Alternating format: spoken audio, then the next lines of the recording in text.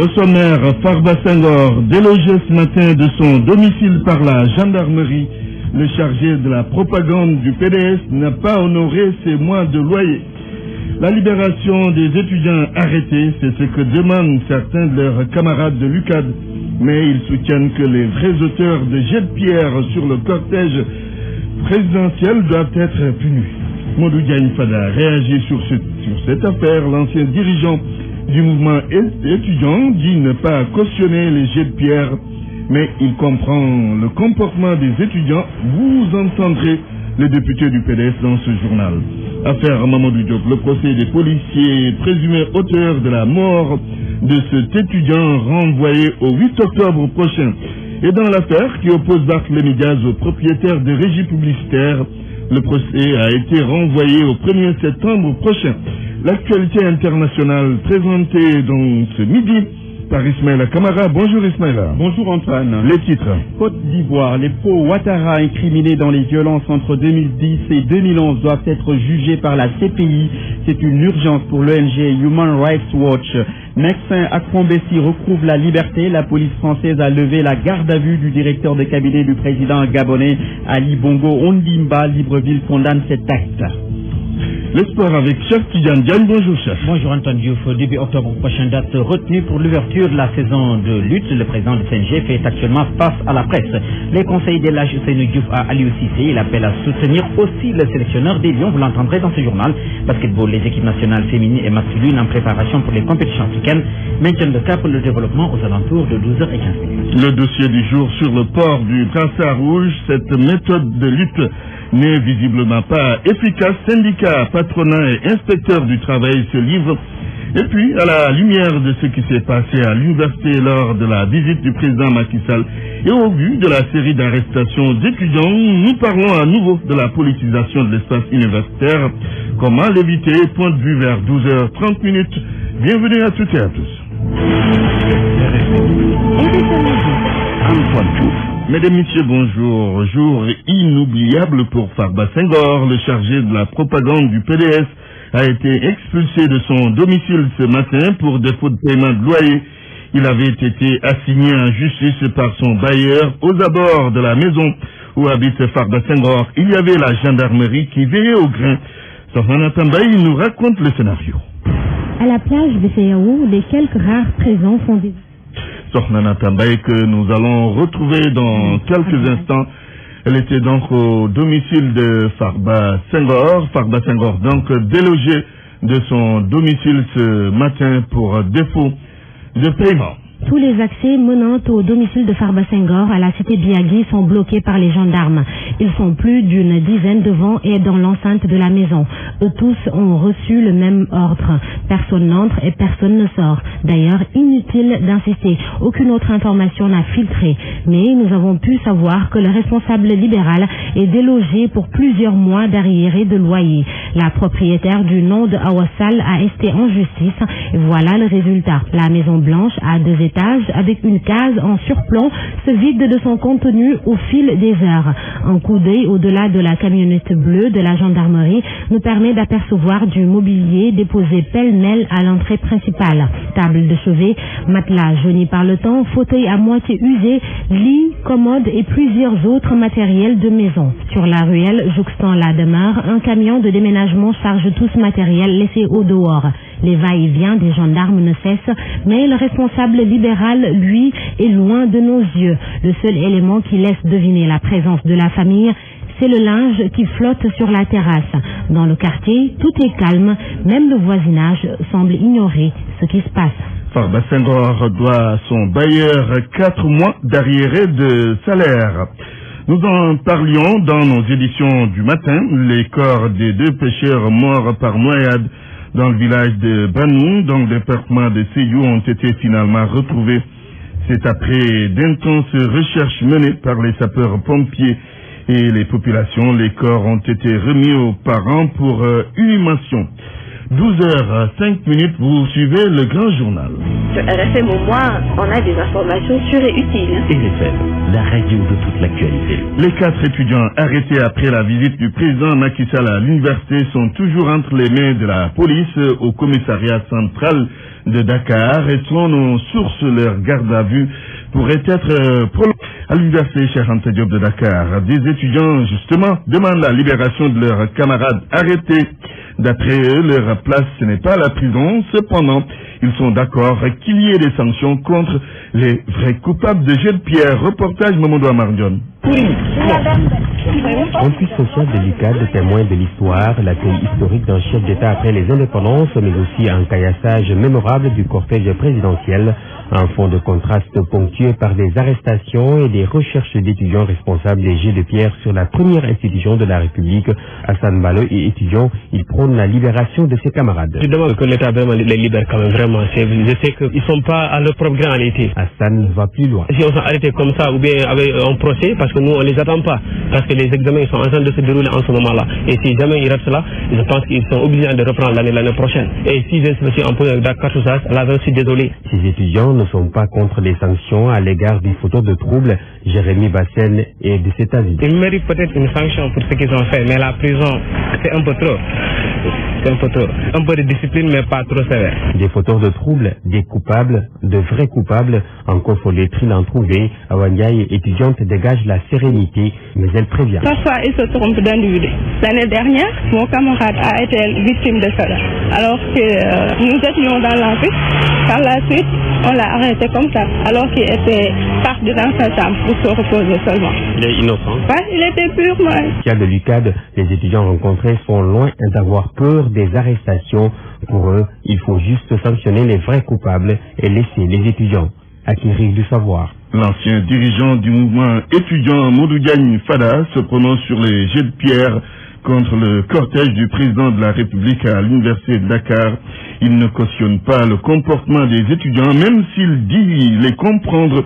Le député libéral et ancien ministre plaide pour la libération des étudiants arrêtés. Modou Diagne Fada est au téléphone de Haj Nyogoudjen. Vers les années 88 jusqu'aux années 92-93, c'est clair que si Abdou Diouf se pavanait à l'université, j'allais avoir la même réaction que les étudiants l'autre jour à l'occasion du passage du président. D'autant plus que durant toutes ces années-là, nous avions énormément de revendications qui n'avaient pas été satisfaites. Et c'est sûr que Diouf serait accueilli de la même façon. Maintenant que j'ai pris du recul en matière, effectivement, même si je comprends très bien les étudiants, je crois que je ne peux pas cautionner des pierres sur le cortège du président. Le président Sall aussi a pris de gros risques. Et cela ne mérite pas aussi que des étudiants soient détenus, qu'ils soient arrêtés, gardés à vue pendant quelques heures, ça peut se comprendre, mais les garder pendant plusieurs jours et tenter de les traduire en justice, ou bien de les déférer devant le parquet et de part et de cour d'assises, cela me semble être de trop, et cela ne va pas contribuer à régler la situation, mais ça peut plutôt l'envenimer. RFM, la radio de toute l'actualité. C'est le 8 octobre prochain que se tient le procès des policiers présumés auteurs de la mort de l'étudiant Mamadou Diop.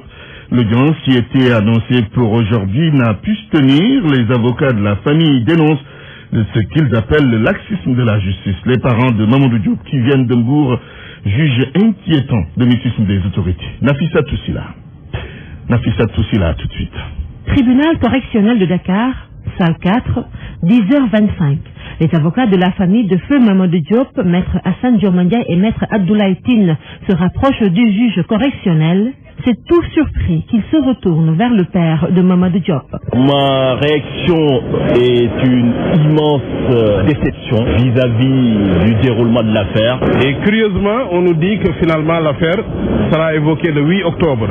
Vous comprenez le désarroi de la famille. Je pense que l'inquiétude s'agrandit.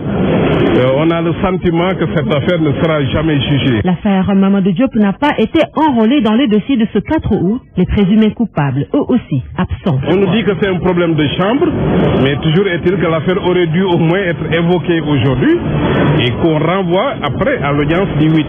Mais que l'affaire ne soit même pas enrôlée alors que les avocats sont là. Mon confrère Metin vient de Paris, son père vient de Mbour. Et donc, vous comprenez que c'est une situation extrêmement difficile pour nous. Et de plus en plus, le spectre de l'impunité entre les esprits. Mama Diop, père de Mamadou Diop, se confie. Il a la foi en la justice sénégalaise, mais décrit le mutisme des autorités sénégalaises. Pour la question de Mamadou Diop, je crois que la protection qu'a eu les policiers là, les commanditaires sont protégés. Pour rappel, Mamadou Diop a été tué lors d'une manifestation contre la candidature de Maître Abdoulaye Wade le 31 janvier 2012. 12h11, les travailleurs de la Caisse de sécurité sociale sont mécontents. Ils ont arboré des brassards rouges. Ils réclament le paiement de leur prime de bilan de l'année 2014. En fait, chaque année, cette prime était versée au plus tard, au mois de juin. Mais cette fois-ci, le retard les inquiète. Awambay était à la Caisse de sécurité sociale. Le mot d'ordre est respecté, les brassards rouges bien arborés par les travailleurs de la Caisse de sécurité sociale. Ils se battent tous pour une même cause, le paiement de leur prime de bilan qui a connu un retard cette année. Et dans la salle de réunion, l'écho des discussions houleuses entre délégués est perceptible du dehors. Dr Amadou Bari, secrétaire général CNTS section Caisse de sécurité sociale et membre de l'intersyndicale. Le port de brassard rouge a été décidé par l'intersyndicale. C'est lié uniquement en fait aux lenteurs que nous avons constatées par rapport au paiement de la prime de bilan. Une prime en fait qui est payée chaque année après le bilan. Quand les résultats en fait sont faits, la prime est dégagée, elle est payée aux travailleurs. Cette année, la prime a connu un retard. Elle devait être payée quand? D'habitude, c'est les primes qui sont payées au plus tard en fin juin. Ces lenteurs dans le paiement de leur prime de bilan sont liées aux différentes procédures. C'est la réponse servie par la direction générale, selon Dr Ahmadou Bari. Ce qu'il faut noter, c'est que ce mouvement d'aujourd'hui n'est qu'un avertissement pour montrer quand même le problème en fait que le personnel a par rapport en fait aux lenteurs. Une réunion doit se tenir demain entre les délégués syndicaux et la direction générale de la Caisse de sécurité sociale et les travailleurs espèrent en sortir avec une réponse favorable. Pour ces derniers, c'est moins l'argent que le principe.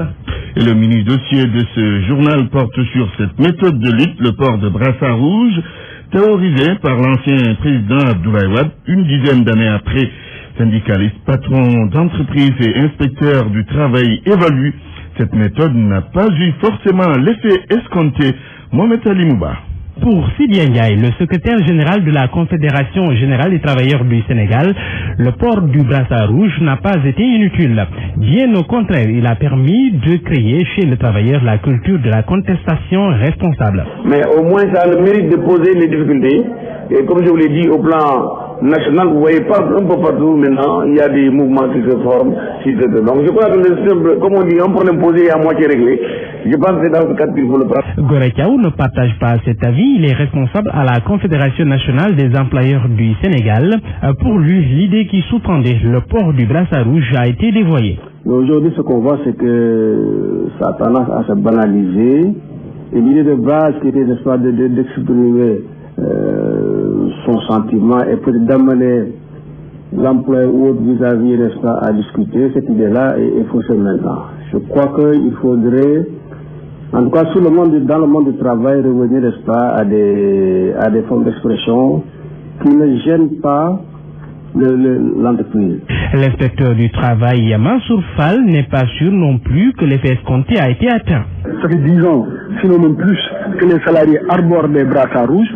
Pour autant, est-ce qu'à chaque fois que les salariés ont arboré des brassards rouges, l'objectif recherché a été obtenu? C'est aux premières heures de l'alternance que Abdoulaye Wade, alors président de la République, avait invité les travailleurs à exprimer leur mécontentement d'une manière autre que celle de la violence. Cela pour suivre la voie des Japonais réputés travailleurs, même s'ils sont mécontents. Mohamed Ali Mouba, hôpital Amadou Sahir Mbaye de Louga. Le plateau technique est très vétuste, le matériel date de 30 ans au moins. Le personnel médical travaille dans des conditions difficiles. Correspondance à Louga, Abdoulaye Sambou. Le plateau technique de l'hôpital Amadou Sahir Mbaye de Louga est très vétuste. Il date même de 30 ans. Ali Nabédé, secrétaire général de la sous-section de l'hôpital régional de Louga. Je veux parler un peu de la vétusté du matériel qui existe dans cet hôpital. Cet hôpital a été offert par Feu Kilimbaï. Il a un âge de 30 ans et tout ce matériel qu'il avait mis depuis 1983 jusqu'à nos jours, c'est ce même matériel qu'on utilise. Parmi les secteurs vitaux de cette structure de référence du Ndiambour, le bloc opératoire où 5 chirurgiens travaillent dans des conditions très difficiles avec du matériel vétuste. C'est un matériel extrêmement vétuste. Quand on trouve dans des boîtes, vraiment, je ne pense pas qu'on doit utiliser ça sur des personnes humaines. Donc moi, je pense que c'est un bloc vraiment qui mérite d'être équipé et sinon même construire carrément un autre bloc. Idem pour la maternité et la réanimation qui sont étroites et manquent de lits. C'est un matériel extrêmement vétuste. Quand on trouve dans des boîtes vraiment rouillées, ça, je ne pense pas qu'on doit utiliser ça sur des personnes humaines. Construire des mini-salles d'opération pour chaque chirurgien. L'hôpital souffre aussi d'un personnel qualifié, ce qui se reflète sur la qualité des soins. On déficit sur le plan personnel, surtout pour le personnel qualifié. On n'a pas assez d'infirmiers. Là où on devrait se retrouver avec antenne d'infirmiers, on ne se retrouve pas moins de 10 infirmiers d'État. Les autres, c'est des aides.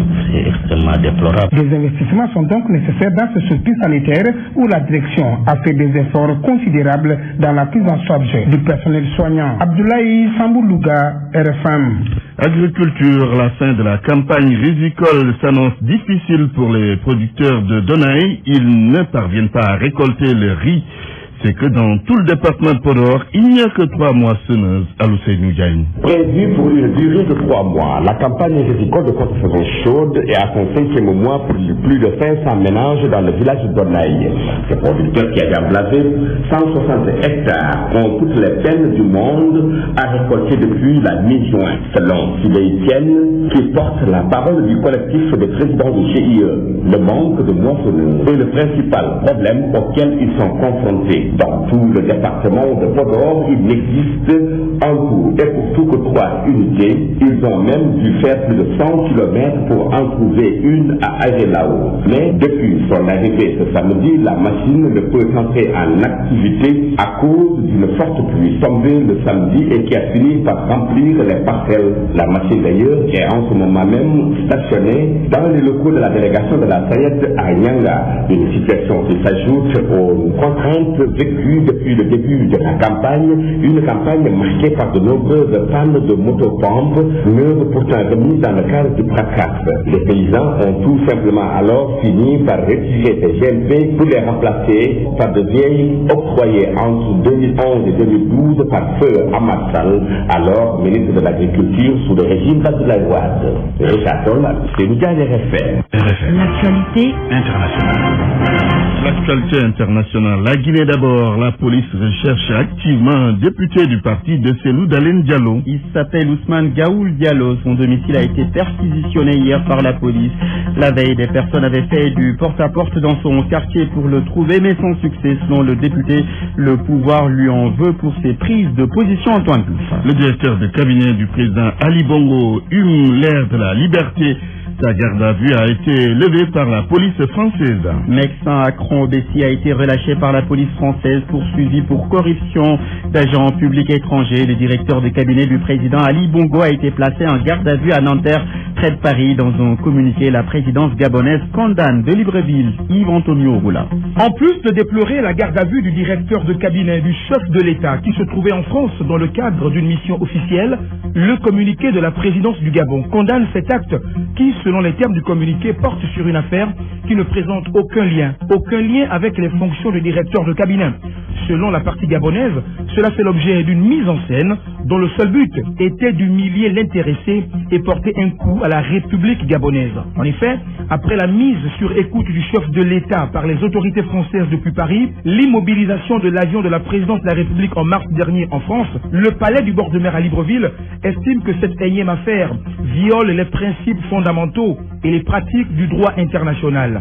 Pour rappel, Mexan Akron-Bessi, directeur de cabinet du président gabonais, a été interpellé ce lundi au moment où il s'apprêtait à quitter la France dans le cadre d'une enquête pour corruption d'agents publics étrangers. Yves Antonio Boula, Libreville, RFM. Direction de Burundi, où une des figures de proue de la société civile a été victime d'une attaque. Pierre Claver Monimpa a été touché par plusieurs balles alors qu'il quittait son bureau, mais sa vie ne serait pas en danger, c'est ce qu'annoncent les membres de sa famille. Daoud Diouf. Aux environs de 18h hier, dans le quartier nord de Kinama à Bujumbura, que des hommes sur une moto suivaient la voiture de Pierre Claver Monimpa qui rentrait de son bureau. Au moment où ils l'ont dépassé, ils l'ont tiré dessus. Le doigt de l'homme a été atteint à la mâchoire par une balle qui est ressortie par la pommette gauche. Une seconde balle lui a également éraflé le cou. Selon membres de sa famille, son état de santé est stable et s'est même amélioré. Plusieurs diplomates se sont rendus dans la soirée d'hier à son chevet. D'ailleurs, le secrétaire d'État adjoint américain en charge de la démocratie, Tom Malinowski, a exprimé son émotion après l'attentat. Il déclare, je cite, que le Burundi a besoin de justice, pas de vengeance. Nous sommes prêts à faire tout pour que les responsables soient traduits en justice. Fin de citation. Pierre Claver Monimpa est le président de l'association pour la protection des droits de l'homme et des personnes détenues au Burundi. Côte d'Ivoire, Human Rights Watch demande à la procureure de la CPI de juger des éléments du camp Ouattara. L'ONG en a fait état dans un document pour Human Rights Watch. La procureure doit enquêter sur les crimes commis par les proches de Ouattara. Les faits remontent à la période 2010-2011 lors des violences meurtrières, lesquelles ont fait au moins 3000 morts ou ressuscités. Human Rights Watch signale que l'ouverture de l'enquête est une urgence. Le procureur Fatou Bensouda a indiqué plusieurs fois que son bureau enquêterait sur les crimes commis par le camp Ouattara, mais ne l'a pas encore fait en raison de moyens limités. Elle espérait ouvrir son enquête en mars dernier. La crédibilité de la Cour pénale internationale est remise en cause par la population ivoirienne car à l'heure actuelle, seules les forces pro-Gbagbo sont visées par l'enquête. Madame Evanson, membre de l'ONG, précise que de nombreuses victimes ont l'impression que la Cour a ignoré leurs souffrances. Ainsi, inclure les pro-Ouattara dans l'enquête et être accessible auprès des communautés affectées, c'est donner une légitimité à la Cour pénale internationale, selon ladite ONG. Par ailleurs, Laurent Gbagbo et l'ex-chef des milices Charles Blé Goudé sont écroués à La Haye où leur procès devant la Cour pénale internationale doit s'ouvrir le 10 novembre prochain. L'épouse de Laurent Gbagbo, Simone, fait l'objet d'un mandat d'arrêt de la Cour pénale internationale, mais Abidjan refuse son transfèrement à La Haye. Pour ici, stagiaire à la RFM, la suite, c'est avec vous, Antoine Diouf. Merci, Ismaël Kamara. Parole aux auditeurs. L'actualité, qu'en pensez-vous? Moi, je pense que vous devez. Réagissez dans nos éditions d'information sur l'actualité. Bonjour. Oui, bienvenue sur cette antenne terrestre. Du lundi au vendredi, vous avez la parole sur RFM. Dans Point de vue aujourd'hui, on parlera de la politisation de l'espace universitaire, le prétexte qui s'est passé avec la visite du président Macky Sall vendredi dernier.